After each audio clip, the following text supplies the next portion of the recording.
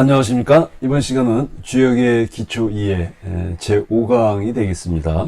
우리 도반님들 교환 가지고 계시면 이 교환의 7쪽이 되겠습니다. 제3장, 제3장 주역의 우주관과 판단 원리, 그래서 시중에 관한 내용을 오늘 살펴보도록 하겠습니다. 그래서 시중은 주역의 우주관을 한번 하나 살펴보고, 그리고 시중에 대해서 이제 살펴보도록 하겠는데요.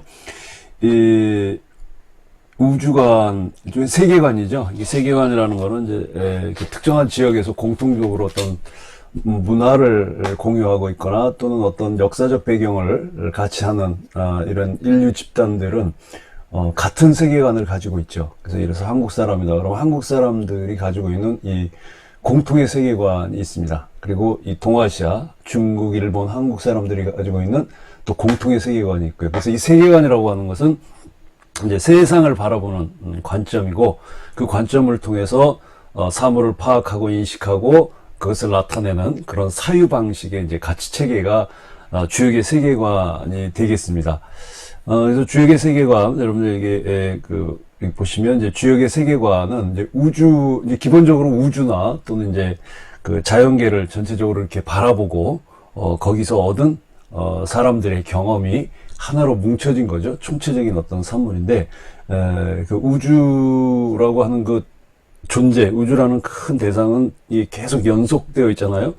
그런데 그 우주라고 하는 어떤 존재적인 연속성 안에서 인간은 다른 어떤 실체적인 존재들하고 다른 게 뭐냐면, 우주 전체의 원리를 통찰할 수 있는 능력을 가지고 있는 유일한 존재라는 거죠. 그래서 인간만이 이 세계관을 가질 수 있고, 이 세계관에서 우주관을 형성해 올 수 있었다. 그것이 이제 과학적으로든 아니면 철학적 사유체계든 아니면 종교적인 어떤 신념체계든 여러 가지 방식으로 우주에 관한 관념들을 계속 만들어 왔다는 거죠. 이제 이런 어떤 인간의 능력이 우주나 또는 이제 이 세계를 바라보는 관점 또는 그 관념들을 이제 구체적으로 어떻게 나타내는지 그 이제 형태나 행동으로 표현하고 또 실현을 할 수 있었던 거죠. 그래서 이런 그 우주를 바라보고 얻은 경험을 나타내는 방식이 크게 이제 우리가 철학에서 말하면 인식, 표상, 구현이라고 합니다. 근데 이것은 이제 어떤 꼭 우주가 아니더라도 어떤 사물을 보고 그것을 나타내는 방식을 철학적 표현으로 하면 이제 인식, 표상, 구현이라고 이제 하는데, 인식이라는 것은 어떤 사물을 바라보고 판단하고 구별하는 그런 어떤 정신적 활동으로 우리가 인식이라고 하죠. 그걸 이제 주역에서 보면 주역의 세계관을 실현하는 방식에 있어서는 이걸 역관이라고 합니다. 바뀔 역자에 바라볼 관자, 바라보는 거죠. 어떤 대상, 이제 우주라고 하는 자연의 큰 체계를 이제 바라보고 어떻게 이것을 분별하고 받아들이느냐라고 하는 거예요. 그래서 우주가 변화하는 어떤 시공간적인 이치를 살펴보고 이제 그것을 인식하는 방법이 이제 인식으로서 주역의 세계관에서는 역관이라고 하고요. 이게 이제 이 주역을 구성하는 역경이나 역전에 이런 것들이 이제 담겨져 있는 거죠. 그리고 이제 이 어떤 것을 바라보고 나면 이제 그거를 나타내죠. 표상. 그래서 어떤 보이는 또는 보이지 않는 것들을 구체적으로 어떻게 그려내느냐, 나타내느냐, 표현하느냐 하는 것이 이제 표상이죠. 그래서 이걸 이제 주역에서는 이제 역상이라고 합니다. 그래서 관찰한 내용을 어떻게 내느냐, 상과 수의 척도로서 표현하는 거. 주역에서는 우주나 자연이나 모든 사물의 대상들을, 특히 우주를 이 이미지, 그리고 숫자로 표현을 합니다. 상수로 표현을 하죠. 상수 척도로서 표상을 하고, 그리고 세 번째 이제 그것을 구현하는 방법이 이제 역도입니다. 역의 도죠. 역이 가지고 있는 원리. 이제 천도도 있고 지도도 있고 인도도 있죠. 하늘의 도, 땅의 도, 사람의 도 있는데, 이 역관과 역상을 인간 내면의 윤리적인 차원으로 이제 고양하는 방법이 바로 이제 역도인 거죠. 그러니까 구현이라고 하는 것은 어떤 걸 바라보고 어떤 걸 인식했을 때 그것을 구체적으로 나타내는 방법을 우리가 이제 구현이라고 이제 하잖아요. 이제 그랬을 때 이렇게 이제 인식으로서의 역관, 또 표상으로서의 역상, 그리고 이제 구현으로서의 역도가 이렇게 그 주역의 세계관의 실현 방식으로 나타났다는 거죠. 그래서 이 세 가지 안에는 우리가 철학에서 말하는 인간의 어떤 존재론 또는 인식론, 가치론 이런 어떤 철학적인 문제가 여기 다 담겨 있습니다. 그래서 주역을 제가 주역학이라는 책에서 주역은 서양 철학을 포함하면서 인간의 역사 속에서 담겨져 온 철학적 사유가 다 담겨져 있다라고 제가 말씀을 드렸죠. 그래서 이 철학적인 문제가 담겨져 있는 이 세계에서 이 세계관을 구성하는 것 하나가 바로 이제 여러 가지가 있는데 그 중에 하나가 바로 이제 우주관입니다. 우주관. 그러니까 주역에서는 우주를 어떻게 바라보느냐. 왜냐하면 우주가 있음으로 해서 인간이라는 이 생물체가 존재를 하는 거거든요. 인간의 생물초의 기원을 우주로 보는데 그러면 인간이 그 우주를 어떻게 이해하느냐 이제라는 것인데요. 이 동아시아 사상에서 우주와 이 우주라는 관념은 이 천지라는 관념하고 서로 이렇게 대응이 됩니다. 조응이 되거든요. 그래서 이제 우주라는 개념은 뭐 시간, 공간, 물질이 이제 존재하는 이제 그런 영역이지만 우주는 무한해요. 그죠? 어디가 끝인지 모르잖아요. 우리가 살고 있는 이 태양계 속의 이 지구는 이 엄청나게 큰 태양계와 같은 이 항성이 1천억 개가 있다고 그러죠. 이 1천억 개가 우리 은하계 안에 있대요. 근데 이런 태양계가 속한 은하계 역시 또 1천억 개 정도의 다른 은하계로 구성되어 있다고 하니까 현재 밝혀진 인간의 과학으로 알아낼 수 있는 그 지구의 우주의 규모가 그런 거니까 엄청나게 크죠. 그러니까 한마디로 얘기하면 우주는 무한하다라는 거죠. 그러니까 시공간으로 측정될 수 없는 것이건 거죠. 그래서 인간의 사유 능력으로는 파악할 수 없는 대상이라고 하는 걸 지구과학이나 물리학이 아니더라도 이미 주역에서는 그렇게 규정을 하고 있는 거예요. 우주라고 하는 것은 측정 불가능한 무한한 어떤 대상이다. 그런데 이것을 측정하기 위해서는 새로운 개념이 필요하잖아요. 그게 이제 천지예요. 천지라는 개념은 범주가 명확하고 모든 사물이 일정한 법칙으로 순행하는 시공간의 영역. 그러니까 시공간의 무한성과 확장성을 나타내는 것은, 그러니까 무제한성을 나타내는 것은 우주라는 개념이고, 시공간적으로 어느 일정한 범주를 나타낼 때는 우리가 이제 천지라고 이야기하는 거죠. 그래서 이런, 이 천지의 영역을 통해서 인간이 태어나서 죽고 또 죽고 태어나고 하는 모든 관계 그리고 모든 생물체 모든 사물이 모든 삼라만상이 나고 죽고 자라고 없어지고 하는 모든 과정들을 설명하는 것은 이제 천지라는 개념으로 이제 설명을 하는 거거든요. 거기에는 시간적으로 사계절이 바뀌는 거, 밤낮이 바뀌는 거, 뭐 절기가 바뀌는 것, 그리고 날씨가 바뀌는 것 등등 모든 것들을 이제 천지의 움직임이라고 하는데 이걸 이제 동양에서는 천지 개벽이라고 한다. 그래서 천지는 우주는 창조된 것이 아니라 개벽이라고 말해서 정확하게 얘기하면 개합벽입니다. 열릴 개자, 닫힐 합자, 또 열릴 벽자, 개합벽.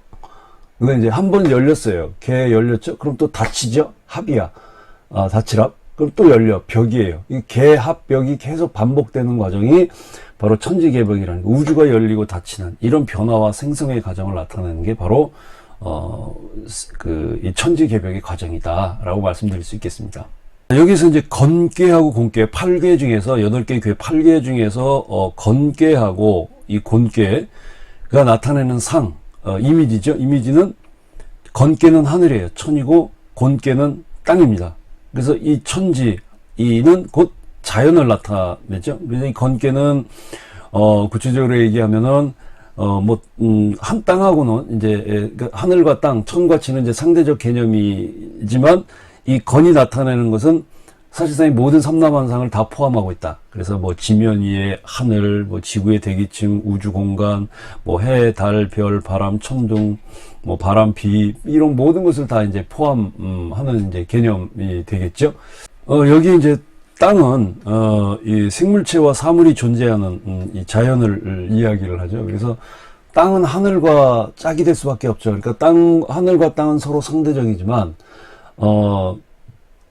그리고 천지가 함께 모든 만물을 주관을 하는데 하늘이 이제 그것들을 지금 위에서 언급한 이런 모든 자연의 현상들을 주관하지만 땅은 하늘과 짝이 돼서 그것을 돕는 역할을 해요. 그래서 하늘과 땅, 천지는 우주를 설명하는 데 있어서의 시간의 유한성과 공간의 제한성을 나타낼 때 천지는 어느 것도 빠질 수 없는 거죠. 근데 주역에서는 이 땅은 항상 하늘에 순응한다고 보죠. 그래서 하늘이 자연을 이제 대표하는 개념으로 설명을 하고 있습니다. 이게 자연이라는 게 뭐예요? 그 인류에게 어떤 생존에 필요한 어떤 조건들, 또 어떤 자원들을 제공해주고, 또 사람은 그 자연이 주는 어떤 생존 조건을 통해서 살아가는 동시에 또 자연의 목적, 자연이 가지고 있는 목적을 달성하도록 도와야 되는 거죠. 그런데 지금은 인류 문명이 발전하면서, 지금 특히 이제 산업화 시대가 들어오면서 인간의 문명, 인간의 생활, 인간의 과학기술이 지구의 생존 조건인 자연을 훼손하는 단계에 지금 들어가서, 뭐 예를 들면 이제 뭐 기후 변화라든지 이런 심각한 이제 환경의 문제들을 나타내고 있죠. 이제 이렇게 서로 조화가 맞을 때 인간도 그 목적을 도달할 수 있고 자연도 그 목적을 도달할 수 있는 거거든요. 이게 이제 주역에서 말하는 중요한 내용이거든요. 이 건고는 우주 변화를 일으키는 실제적인 어떤 그 존재예요. 그죠? 근원적인 어떤 실제고, 동시에 인간이 살고 있는 어떤 이 현실에, 뭐 국가라든지 사회, 조직, 또 작게는 가정 등 인간의 모든 삶의 영역에서 일어나는 모든 일과 이게 다 연관이 돼 있는 거죠. 그 인간사의 모든 현상이 일어나고 생성하고 변화시키는 그 작용인이 바로 이 건과 곤이라는 거죠. 그렇기 때문에 이 천지에서 일어나는 모든 어떤 현상이라든지 여러 가지 사물에 적용할 수 있는 그 대립적인 개념상이 바로 이 천지입니다. 그걸 이제 주역에서는 음양이라고 이제 표현하거든요. 그래서 한 번 닫히고 열리는 거. 이게 닫히는 게 곤이고 열리는 게 건이라고 했잖아요. 그러니까 일곤, 일건. 그리고 일음, 일양. 이 모든 변화가 바로 지금 제가 설명한 대로 이런 어떤 다양한 현상이라든지 어떤 그 사물의 변화라든지 이런 거를 설명하는 대립적인 개념상이에요. 그래서 이제 주역의 이 음양 개념은 건곤에 완전히 집착해서 설명을 하는 거죠. 그래서 건곤계가 64계의 첫 시작이기도 하지만 측정할 수 없는 무한한 시공간, 무한 그리고 무제한의 시공간을 측량 가능한 천지의 개념으로 가져와서 이것을 음양 구조로 규정해서 이제 설명을 하는 거죠. 그래야 인간사를 설명할 수가 있잖아요. 그냥 막연하게 우주를 놓고 얘기할 땐 인간의 모든 일들에, 또 이 자연에 일어나는 모든 일들에 대해서 설명할 수가 없으나, 천지라는 작용을 통해서 시간이 측정 가능하고 공간이 측정 가능한 상태의 천지라는 개념으로 설명을 하기 때문에 거기에 인간의 일이 어떻게 조응이 된다라는 걸 얘기를 하는 거죠. 그것이 이제 계사전에서 보면, 이제 주역 계사 상전에 보면 이렇게 나오는 거죠. 그래서 천존지비, 하늘이 좀 높고 땅이 낮으니 건곤 정의다. 그래서 건과 곤이 정해진다 이거죠.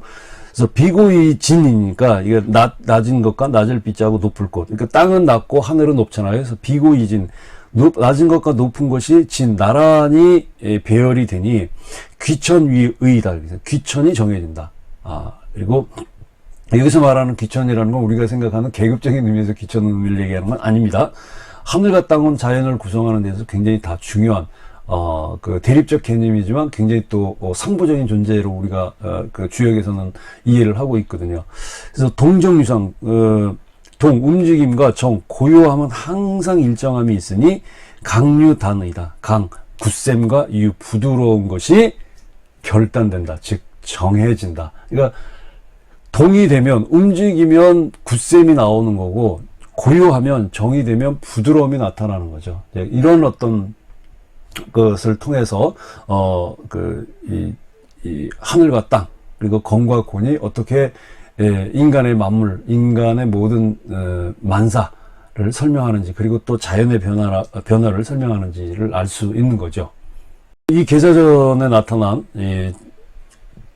천지와 그리고 건고는 그 우주라는, 그 우주는 이 천지라는 경계 안에서 끊임없이 생성 변화하는 과정이고, 또 천지를 벗어난 시공간은 가정하지 않는 거죠. 그 이유는 아까 말씀드린 것처럼 측정할 수 있는 우주를 놓고 인간의 모든 일을 설명할 수 없기 때문에 측정 가능한 자연, 즉 천지를 놓고 인간사와 대비시켜 설명을 하기 때문입니다. 그래서 천지는 곧 하늘과 자연, 인간을 포함한 만물의 실체고 또 실존인 것이죠.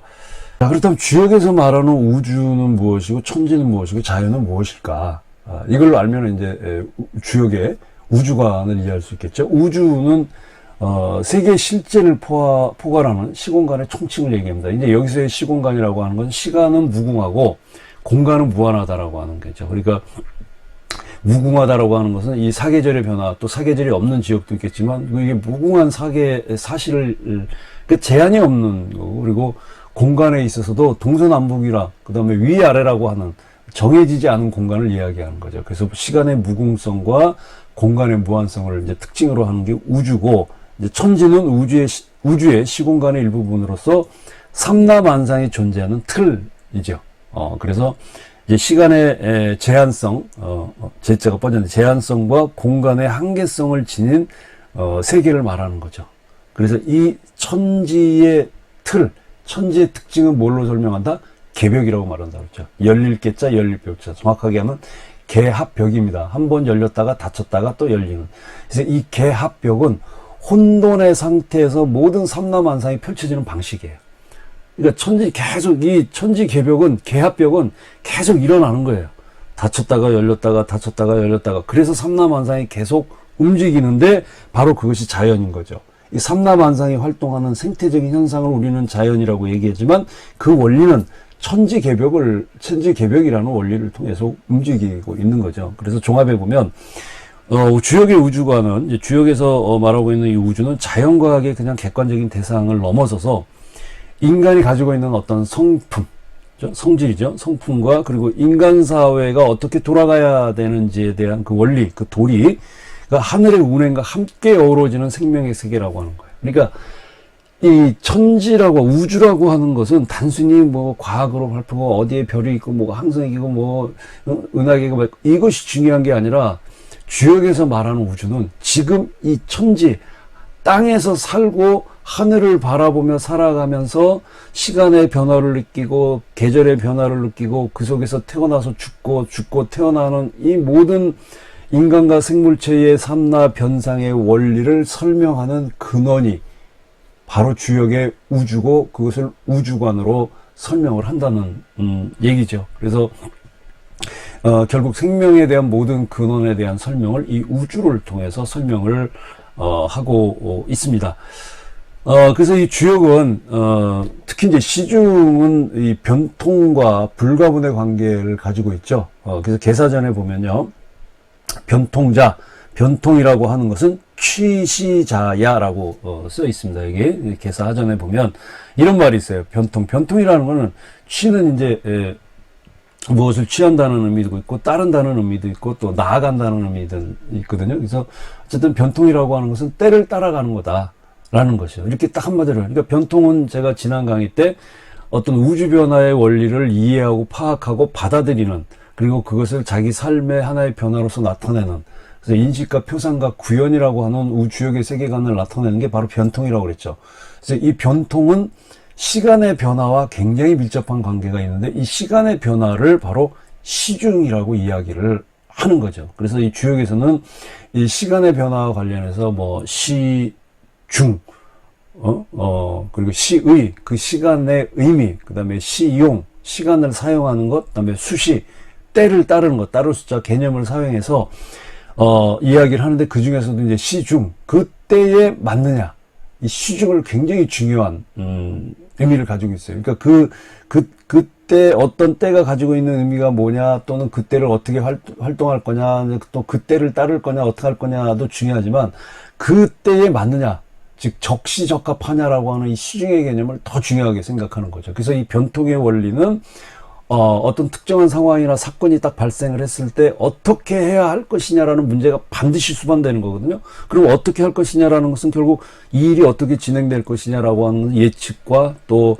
무엇을 할 것이냐라고 하는 판단과, 그리고 어떤 결정을 할 것이냐라고 하는 선택, 이런 모든 과정에 있어서 인간의 합리적인 행위가 따라오게 되는 거예요. 그래서 이 시중과 변통과 시중은 이런 어떤 사건이 발생했을 때 인간에게 있어서의 예측, 판단, 어떤 선택, 결정의 합리적 판단을 위한 가장 중요한 조건이 된다라는 거죠.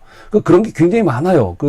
특히 이제 고전에 보면 춘추자전이라고 있죠. 춘추 시대 때의 그 역사를 쓴 건데, 이제 춘추는 뭐 춘추자전이 있고, 춘추공양전이 있고, 춘추공량전이 있는데, 특히 이제 춘추자전에 보면, 이 춘추 시대 당시에 어떤 일을 결정할 때 그 주역점을 쳤던 22개의 사례가 나와요. 근데 대부분 이제 임금이 춘추 시대, 춘추 전국 시대잖아요. 막 이제 이제 주나라가 사실상 이제 붕괴되면서 주나라가 주도해왔던 봉건제가 무너지면서 완전히 난국의 시대가 되거든요. 이게 서로 막 전쟁을 일으키고 땅을 뺏고 하는 시대가 춘추 전국 시대인데, 그러니까 전쟁을 일으키는 것이 옆 나라를 침공하고 전쟁을 할 때 이것이 옆 나라를 공격하는 것이 정확한 때냐, 아니면 저 옆 나라와 어떤 나라와 전쟁을 하는 것이 맞냐, 아니면 틀리냐라는 어떤 결정을 하는 그 사례들이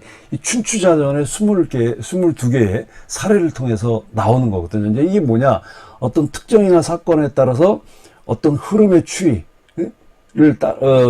파악하고 또 분석하고 거기에 따라서 적합하게 어떤 행동을 할 것이냐라고 하는 이제 그런 거는 건데, 바로 그게 이제 기미죠, 기미.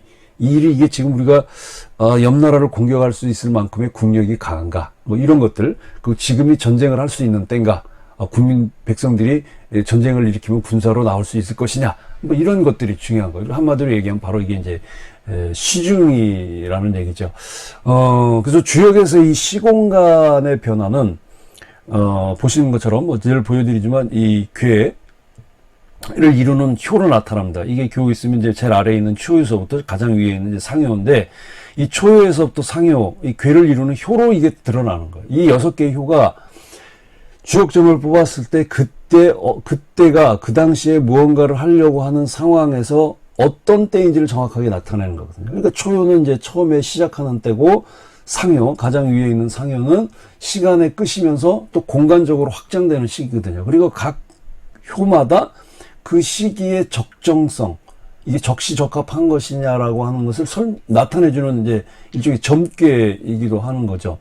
그러니까 음양이라고 하는 것이 천지만물의 변화를 나타내는데, 이 음양이라는 두 효, 양효와 음효를 통해서 이 효의 추이, 이게 초유에서 상효, 또 상효에서 초유로 다시 내려오는 이런 어떤 변화의 추이로 나타나요. 그래서 초유에서부터 상효까지는 바로 어떤 일의 변화, 뭐 사물의 변화, 또는 인간사에서의 어떤 일의 결정을 위한 뭐 시공간의 변화를 나타내는 아주 중요한 것이 되는 거죠. 그래서 이게 바로 이제 괴사전에서는 이제 일양의 도라고 이야기하죠. 그러니까 한 번 음이 되고 한 번 양이 되는 거예요. 그러니까 양이 도가 아니라 음과 양은 있는데 음이 됐다가 양이 되고 다시 또 음이 되는 이런 변화의 과정 자체가 도라는 거예요. 그러니까 한 번 음이 돼서 변화도, 또 그 음이 한 번 다시 또 양이 되는 이런 변화의 과정이 바로 도에서 도라는 건 원리거든요. 일의 원리, 일의 원칙, 내가 무언가를 결정할 수 있는 판단 근거, 이게 도예요. 그게 바로 하늘과 땅과 인간의 모든 만사가 순환하는 원리다 이거야. 그러니까 이 원리를 알면 잘못을 저지를 수가 없지. 잘못된 판단을 할 수가 없는 거야. 정확한 판단엔 정확한 때 정확한 판단을 통해서 정확한 실천을 할 수가 있는 거죠. 그래서 주역은 인간의 어떤 행위가 시와 중에 부합해야 된다고 가르치는 거죠. 시는 뭐냐 그럼? 때와 부합하는 적시. 그 때에 맞는 거예요. 그죠? 부합하는 거고, 중은 중형의 도에 너무 지나치지도 않고 너무 모자르지도 않은 그 중형의 도를, 이 중형은 특히 이제 공자가 굉장히 강조를 했던 거죠. 그래서 정확하게 움직여서 지나치거나 모자라지 않는 것. 그런데 여기서 이제 우리가 주목해야 될 게 뭐냐면, 이 시간이라고 하는 것이 단순히 타임이 아니라는 거예요. 물리적으로 시계를 걸어놓고 이제 뭐 이렇게 시간이 흘러가서 물리적으로 물을 흐르듯이 흘러가는 그런 시간을 의미하는 게 아니라 어떤 특별한 의미가 주어진 때를 말하는 거예요. 그 이제 그리스에서는 이제 카이로스를 얘기하거든요. 이제 그냥 이렇게 물리적으로 흘러가는 시간은 이제 크로노스라고 이야기를 하는데, 어떤 특정한 사건이 일어나게 되는 때, 어떤 의미를 가진 때를 이야기할 때는 카이로스라는 말을 씁니다. 그리스어에. 이게 이제 성경에도 나오는 얘기인데, 주역에서 말하는 이 때라는 것, 시중에서의 이 시, 이 때는 바로 이걸 말하는 거예요. 무엇인가를 결정하고 무엇인가 이제 사건이 일어나는데 그것을 바로 다른 말로 한다면 변화의 기미가 나타내는 때다. 변화의 기미가 보여주는 때고 그 변화를 보여주는 기미는 주역점을 통해서 궤효의 어떤 변화, 궤효의 움직임으로써 그 시대의 시간과 공간적인 상황을 알아낼 수 있다라고 하는 거죠. 그래서 사람이 살아가면서 굉장히 많은 예측할 수 없는 상황들을 만나잖아요. 또 그런 어떤 여건들을 만나게 되는데 이 시중이라고 하는 것은 바로 적시, 시간에 적합하고 적중, 그 판단에 그 지나치지 않고 또는 모자르지 않은 그런 원리로 우리가 살아가는 데 있어서 다양한 여러 가지 상황에 대해서 어떻게 적합하게 처신할 수 있는지를 알려주는 그런 것이라고 이제 보시면 되겠습니다. 그래서 이 시와 중은 최고의 생존의 지혜예요. 이 시와 중만 잘 알면 이 때와 중을 잘 알면 인간이 살아가는 데 있어서 최고의 어떤 판단력을 할 수가 있는 거죠. 그러니까 내가 이게 지금 무엇을 해야 될 때인지 무엇을 하지 말아야 될 때인지를 모르면 항상 잘못된 선택을 할 수밖에 없는 거죠. 그러니까 결국 그 능동적으로 어떤 상황에 자기가 잘 판단해서 적응을 하면 결국 주역에서 말하는 것처럼 이 하늘에도 땅의도 천지의 규범에 순응하는 거예요. 그럼 천지의 규범에 순응을 하면 인간의 인도, 사람이 살아갈 수 있는 데 있어서의 가장 바람직한 길을 가게 되는 거예요. 그러니까 사람이 시중의 원리를 터득을 하면 항상 진취적으로 갈 수밖에 없는 거죠. 그렇죠? 그리고 때를 기다리게 되는. 그러니까 때를 기다리는 게 뭐냐? 징조, 기미를 파악할 수 있는 능력을 갖게 되는 거예요. 자, 그렇다면 이 때의 변화를 알고 때의 어떤 그런 그 시간의 변화를 알고 깨닫고 거기에 맞춰서 적절하게 행동하려면은 어떻게 해야 되느냐. 그게 바로 이거잖아요. 징조를 아는 거, 기미를 파악하는 거. 그래서 계사전에서는 이렇게 이야기하고 있어요. 계사전 하에서는 기지기호, 그 기를 안다는 것은 기자 동지미, 그 기의 세밀한, 기라고 하는 것은 동지미, 아주 세밀한 것의 움직임이니 길지 선견자야. 길한 것이 먼저, 길한 것이 선지 선견, 길한 것이 먼저 그 징조를 보여주는 것이다. 그래서 군자는 견기이, 그래서 군자는 그 기미를 보고 동이죠. 움직이기 때문에 불우종일이다. 종일, 하루 종일 기다리지 않는다. 때만, 이게 그때인지만 알면 한염없이 앉아서 시간 기다리지 않는다라는 거죠. 내가 이게 지금 빠질 땐지, 들어갈 땐지, 칠 땐지, 나올 땐지, 이거를 정확하게 알기 때문에 마냥 앉아서 기다리지 않는다는 거죠. 그러니까 그 기미를 알면 정확하게 판단할 수 있다는 거죠. 그래서 그 변화의 처음 단계에서부터 명확하게 그 추세를 분석하고 그 시기를 파악하는 거. 이게 바로 기를 아는 거예요. 조짐을 아는 거예요. 지기. 이 지기를 아는 거거든요. 그래서 기라고 하는 것은 어떤 사물의 비밀한 징조예요. 동짐이라고 여기 나와 있죠. 이 동짐이 아주 어떤 변화가 일어날 때 내가 무슨 일을 하려고 하는데 이것이 맞는 건지, 이게 지금 이 상황하고 잘 맞는지, 이것을 시도했을 때 이게 성공할 수 있을 것인지라고 하는 것하고, 그리고 이 길을 안다고 하는 것은 처음부터 그 변화의 흐름들을 파악하고 그 추세를 분석하고 그래서 정확한 때, 그 시기를 파악해서 결정적으로 행동에 옮기는 거죠. 자, 이렇게 해서 시중에 대한 이야기를 살펴봤고요. 다음 6강에서는 이제 여러분들 교재 4장으로 넘어가겠습니다. 4장은 태극에 관한 얘기인데, 이 태극에 관한 내용, 태극하고 이제 계속 이어져서 태극, 양의, 그다음에 사상 이제 쭉 나가는데, 예전에 제가 동양화 아카데미 했을 때 조금 했기 때문에 조금 빨리빨리 해서 넘어가겠습니다. 그래서 다음 6강에서는 태극에 관한 이야기를 여러분들과 함께 생각해 보도록 하겠습니다. 그리고 지금 이제 음력 7월로 넘어들었죠. 그래서 음력 7월 15일은 이제 백중입니다. 백중은 이제 돌아가신 이제 조상님의 이제 혼백을 위해서 기도하고 또 위로하기 위해서 이제 천신을 드리는 우리의 새신풍속 명절이에요. 근데 이제 이걸 이제 불가에서는 이제 우람분제 또는 우람분절이라고 그래서 뭐 천도대도 지나고 그 선망하신 조상님들, 부모님들을 위해서 또 지장기도도 지내고 이제 그렇게 보내죠. 그래서 우리 산신도량 지산동원에서 매년 절기기도 하죠. 1년에 절기기도 3번 합니다. 동지기도, 정초기도, 백중기도 하는데 올해 개묘년 백중기도도 여러분들 보이시는 것처럼 입제는 음력 7월 9일, 8월 24일 그리고 회양은 이제 음력 7월 15일, 8월 30일에 올려드립니다. 그래서 이제 돌아가신 선부모님 또 조상 영가 그리고 또 애혼 고혼들 위해서 여러분들 기도에 함께 동참하시면 좋겠습니다. 감사합니다.